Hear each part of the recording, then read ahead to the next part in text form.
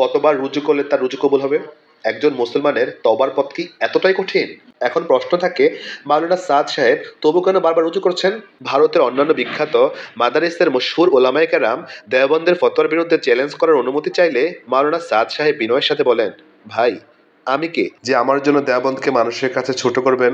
আমি মিটে যাই, তবু দেওবন্দের আজমত মানুষের দিলে বাকি থাকুক। মাওলানা আরশাদ মাদানী দামাত বারাকাতুহুম যখন ওনাকে প্রশ্ন করলেন যে আপনার সঙ্গী উস্তাদ ওনারা কেন চলে গেলেন, উনি চুপ ছিলেন। আমি 18 বছর যাবৎ দেখছি ওনাকে কখনো কারো গীবত করতে শুনিনি। প্রথমে এই কথা উম্মতের সামনে আসা যায় যে ইমারত ভিত্তিক কাজ সুন্নতের নিকটবর্তী নাকি সুরতন্ত্র।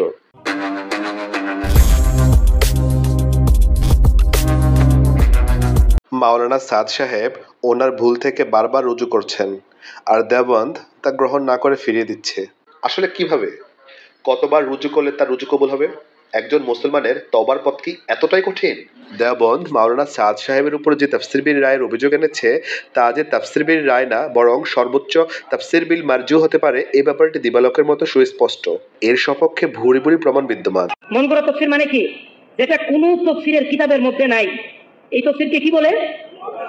মন গড়া তাফসির। এইটা যে ফতোয়া সর্বপ্রথম ছাপাইছিল 3 পৃষ্ঠাব্যাপী ফতোয়া, ওই ফতোয়ার মধ্যে লেখা মাওলানা সাদ তাফসির বিল রায় করে। এই তাবলীগের ভিতরে এমন আলেম আছে তাফসিরের কিতাব খুলে দেখাই দিছে, একটা আয়াতের ব্যাখ্যা নিজের থেকে করে নাই, সবগুলি ব্যাখ্যা তাফসিরের কিতাব থেকে আনছে।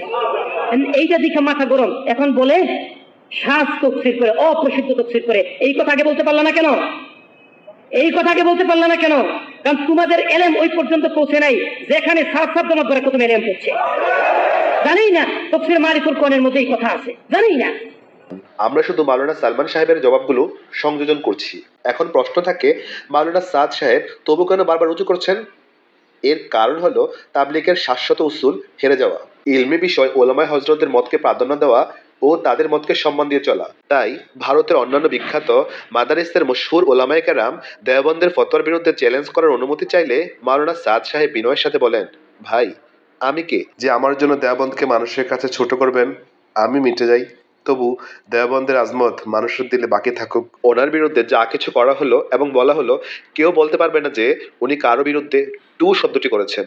মাওলানা আরশাদ মাদানী দামাত বারাকাতুহুম যখন ওনাকে প্রশ্ন করলেন যে আপনার সঙ্গী উস্তাদ ওনারা কেন চলে গেলেন, উনি চুপ ছিলেন। কারণ কারো বিরুদ্ধে মুখ না খুলে চুপ থাকাটাই ওনার নীতি।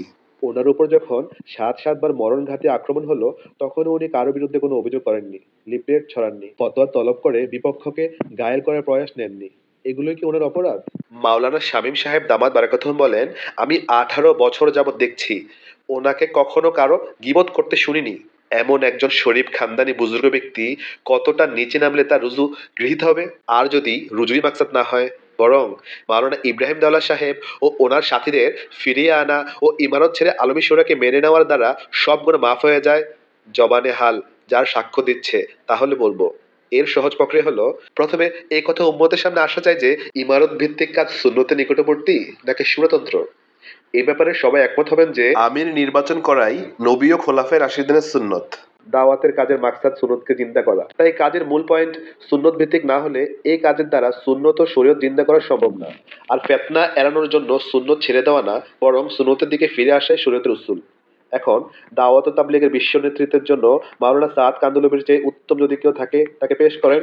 সুরাতন্ত্র চাপিয়ে দেওয়ার তো কোনো যৌক্তিকতা নেই। দ্বিতীয় বিষয়, মাওলানা সাদ সাহেবকে চাপ দেওয়া হচ্ছে ওনাদের ফিরিয়ে নিয়ে আসুন। কিন্তু কেন? উনি কি তাদেরকে বের করে দিয়েছিলেন? উনি তো বের করে দেননি।